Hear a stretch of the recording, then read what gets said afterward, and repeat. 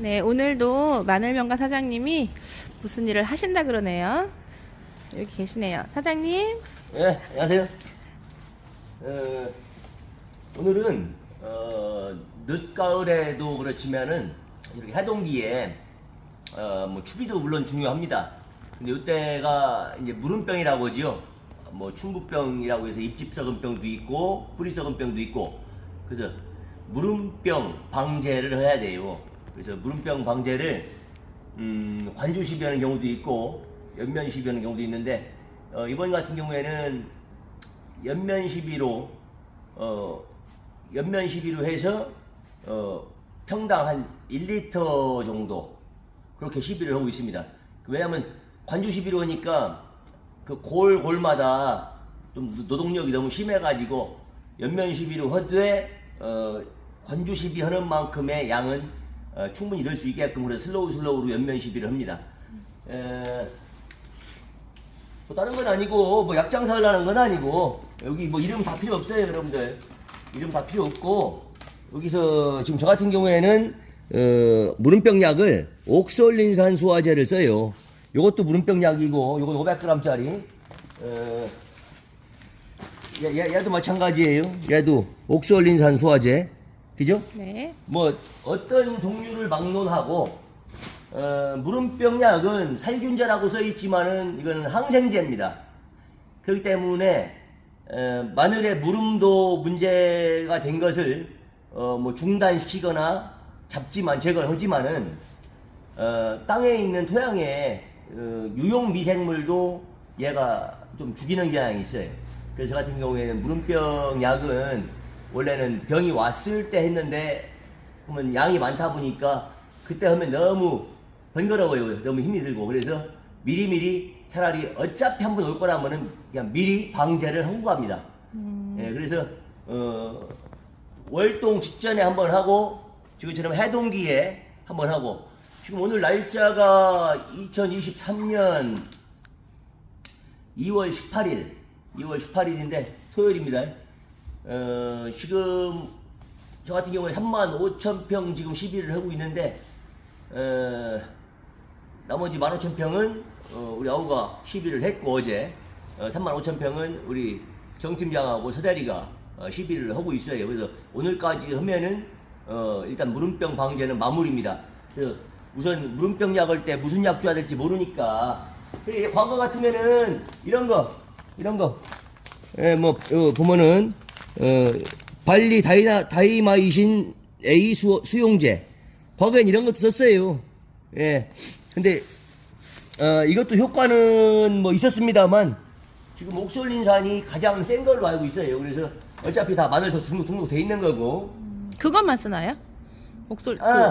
옥솔린산만 주면은, 무름병 방제만 하면은 요즘 비싼 노동력에 맨날 약만 줄 수 없잖아요. 네. 그러니까 저 같은 경우에는 아바메틴, 여기서 보면은 아바메틴 유제라고 있잖아요. 네. 예, 아바메틴을 씁니다. 아바메틴은 지금 뭐 시중에 뭐 스미치온도 있고, 뭐 말르포도 있고, 뭐 사령탑도 있고, 뭐 소버린 뭐 많아요. 종류는. 종류는 되게 많은데, 얘도 카보설판이 액상수화제네. 얘도 소버린도 카보설판, 그러니까 다 그런 건데, 응애약입니다. 응애약이에요. 예, 봄에 해동기에 이 벌레도 같이 움직이니까 이런 항생제와 살충제 함께 주고, 또 이왕 줄 때 또 그냥 주느냐, 사람이 약만 먹으면은, 사람도 빈속에 약만 먹으면 그렇잖아요. 네. 그래서 해동기에는 저 같은 경우에는 여기 있네. 여기 있네. 네. 박스 뜯어. 밑에 작은 거 있는데요, 여기? 네. 네네네. 여기도 있네, 여기. 네. 예. 지금 이거는 글로벌 아그로의 메소나. 이게 초반에 우리가 랜드콘으로 뿌리 발근을 했다면은, 얘도 뿌리 발근도 되면서, 얘는 랜드콘이 미생물이라면은 얘는 미생물의 대사산물이라고 해서 미생물이 만들어낸 영양소입니다. 그렇기 때문에 상당히 친환경적이고 작물한테는 아무리 줘도 해가 없겠죠. 그쵸. 예, 좋은 미생물의 영양소만 모아놓은 거니까 액기스니까. 여기 보면은 좋아질 수밖에 없는 게 염류장애니 뭐 과비대, 침수, 심지어 침수됐던 거에 회복도 좋은 거예요. 말하자면은 우리 환자들한테 몸보신 시켜주고 요양시켜주고 막 회복시켜주고 하잖아요. 그것처럼 문제가 됐던 마늘밭의 회복 능력, 마늘 생육의 바이오 리듬을 맞춰주는 그런 좋은 효과가 있어요. 그러니까 월동 직후에 뿌려주면은 작년 같은 경우에 월동 직후에 뿌렸더니 일주일 만에 마늘이 새파랗게 또 회복되는 걸 봤어요. 네, 예, 작년에 동해가 심했습니다. 근데 그때 보였고, 그러니까 건강한 마늘한테는 여러분들 건강한 사람한테 약 주면은 티도 안 나죠? 느낌이 와요? 안 나죠. 힘이 막 넘쳐요? 아니요. 비실비실한 사람, 다 죽어가는 사람한테 효과식 보약 안제 해주면은 그쵸. 아이고 염소 한 마리 먹었더니 힘이 납니다. 그런 것처럼 우리가 건강한 상황에서는 사실은 그렇게 눈에 육안에 몰라요. 사실입니다, 그거는. 네, 맞아요. 그러나 저는 건강하지 않은 마늘밭에 랜드콘도 써봤고, 랜드콘도 작년에 미스터 클린이라고 합제인데 항생제 합제를 쓰고 랜드콘으로 딱 뿌렸더니 4일 만에 그 다 죽어가던 마늘이 회복되는 걸 봤잖아요. 네. 그래서 그 뒤에 랜드콘 다음에는 이 월동 전 해동 후 네. 2번입니다. 그래서 이 메소나를 요것도 관주예요. 예, 메소나와 이것도 켈프라고 해서 해조류 추출물인데 이것도 글로벌 아그로 거예요. 질소, 인산, 칼리, 붕소, 굴이 다 있어요. 예, 거기에 해조류에서 함유된 좋은 영양제입니다. 예, 그 생육 스트레스를 해소해주고, 예, 생육 향상을 해주고. 그래서 아이 그렇게 좋은 거 다 줘서 맞느냐? 그래도 이게 농심입니다. 여기서 진짜 값싼 아주 저질 퇴비를 쓰고 그냥 비필요 요소나 몇 주먹 뿌리고 이렇게 해서 좋은 식품 나오겠어요, 여러분들. 안 나오죠. 이거는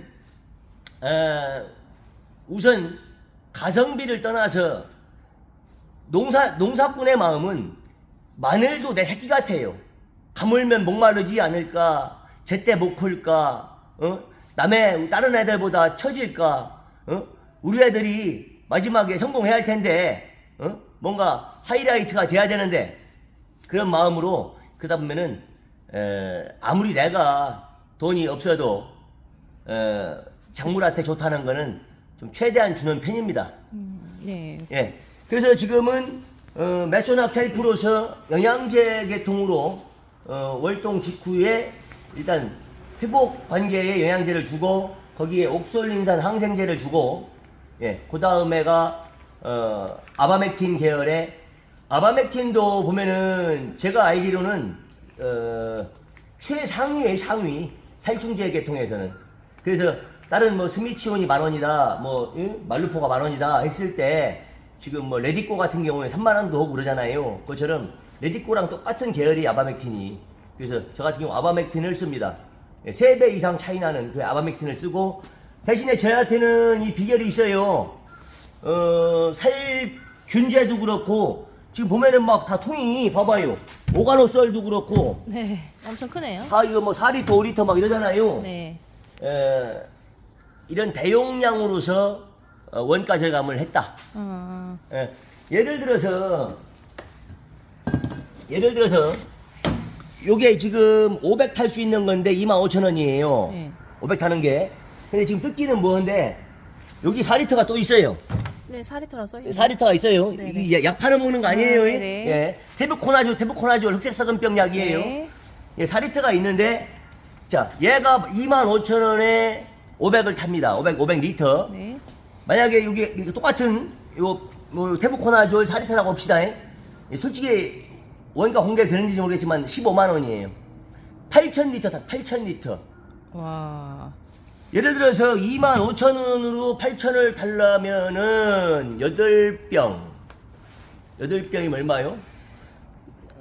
8병 맞아요? 25,000원으로 네. 8,000 달라면 얼마예요? 계산해봐야죠. 25,000원 곱하기 8병이요?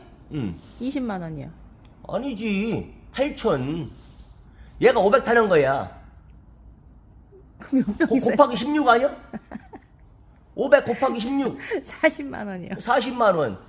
40만 원이 들어가야 되는 것을 예를 들어서 이 대용량으로 15만 원에 해결을 하는 거예요. 뭐 다른 방법은 없고 이거는 흥농상사 이병민 대표님이 저하고 컨소시엄으로 그렇게 해서 저는 이만큼을 물량을 사겠다. 그렇게 좀 제작을 의뢰해달라. 또 그분도 이렇게 또 알아봐주고 해서 작년 같은 경우에는 이런 테부코나졸 제품을 4리터를 만들어냈죠.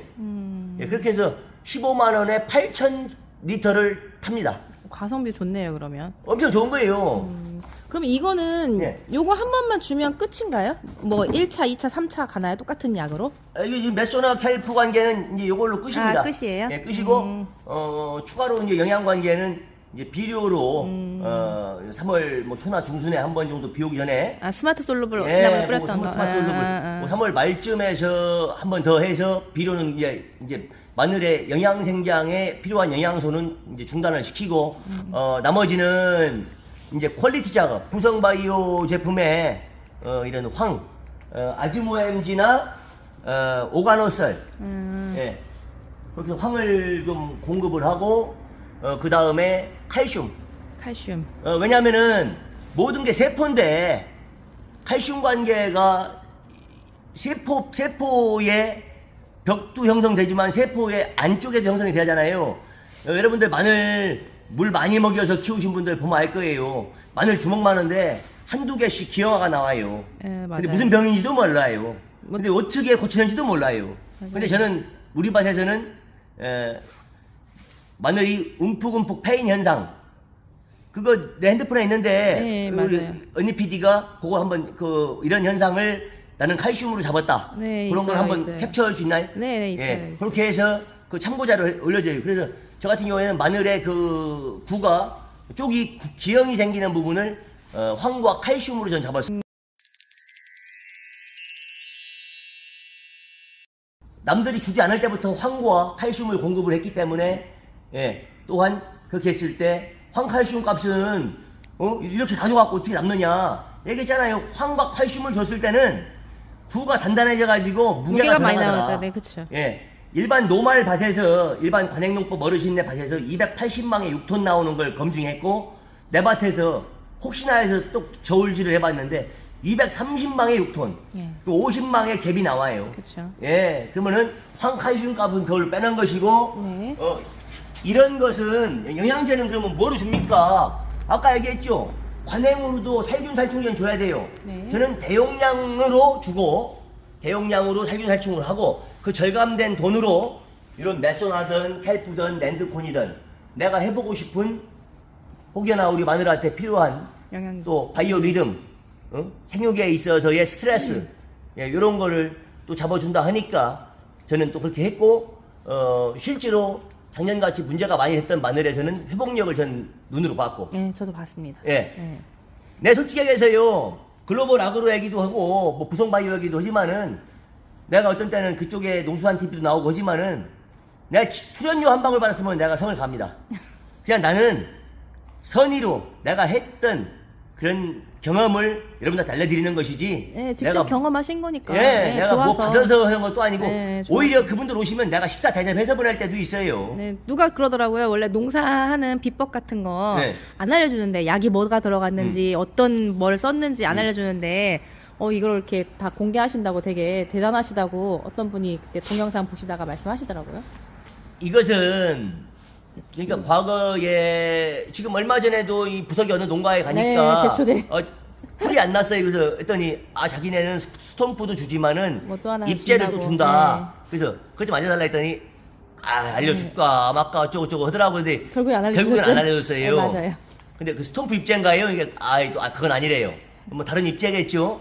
힌트니까. 근데 투명 비닐을 씌웠는데도 그분네 밭에 풀이 안 난 거예요. 네, 맞아요. 그래서 확인을 해보니까 또 입제를 썼다는데, 그러니까 퇴비를 뭐 썼는지 개분이냐, 돈분이냐, 우분이냐, 혼합이냐 안 안 알려주죠. 알려주고, 뭐 예를 들어 제초제도 안 알려주고, 그래서 그러다 보니까 오늘날까지 오는 길이 상당히 멀었고 힘들었죠. 실패도 많이 했고 그러다 보니까 시간이 많다면은 뭐 이런 저처럼 초보농사꾼 뭐 귀농 하시는 분들한테도 좀 제가 좀 지도 편달을 해주시면 좋은데 아직은 성공으로 가는 과정이지 그런 과정에 그냥 내가 살아가는 이런 방향성이나 좀 내가 하는 것을 이렇게 알려드리면 그게 모티브가 되는 벤치마킹이 된다든가 해서 좀 좌표 삼으면 좋은 것이지 내가 한다고 이게 정답도 아니고 그러니까 여러분들이 농업을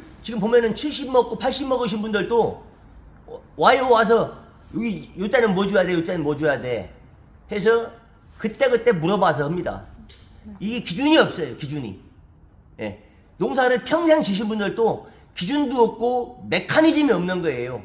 그래서 그런 걸 봤을 때 너무 안타깝고 그러다 보니까 우리가 이제 수입 농산물의 경쟁력에서 밀릴 수도 있는 것이고 먼저 되겠잖아요. 중국 수입산 마늘 그게 경쟁력이라고 가격 싸다고 드시는 분들도 있고 그거를 갖다가 가공하는 또 그런 업체들도 있겠지만은 그거를 가지고 관세를 FM으로 떼지도 않거니와 진짜 이게 모든 물가는 다 올라가는데 경기는 막 침체되고 물가는 올라가고 이게 뭡니까? 인플레이션이요 디플레이션이요 뭐요? 이런 상황에서 그거 마늘 몇 톨 1인당 100알도 안 먹는 마늘 그거를 물가 잡아요? 그거 물가 잡아주면 우리 서민이 살아요? 참 진짜 그 째째한 짓거리 하지 말고 안전한 국산 농산물 이런 미생물 해조류 추출물 이런 거 넣어서 안전하게 키우는 다 친환경 유기농 인증 다 받은 거예요. 이런 것들 황도 그렇고 칼슘도 그렇고 이런 안전한 먹거리 이런 거를 여러분들 중에 농민이 아닌 소비자분들이 보신다고 했을 때 믿고 국산 농산물 좀 애용해 주셔라. 예, 그런 말씀 하고 싶습니다. 이상. 네, 알겠습니다. 농약으로 왔는데 마늘로 끝났네요. 알겠습니다. 다음 약칠 때 뵐게요. 아니 내가 약장사가 아니기 때문에 내가 하고 싶은 얘기 하는 거예요. 알겠습니다. 예. 네네.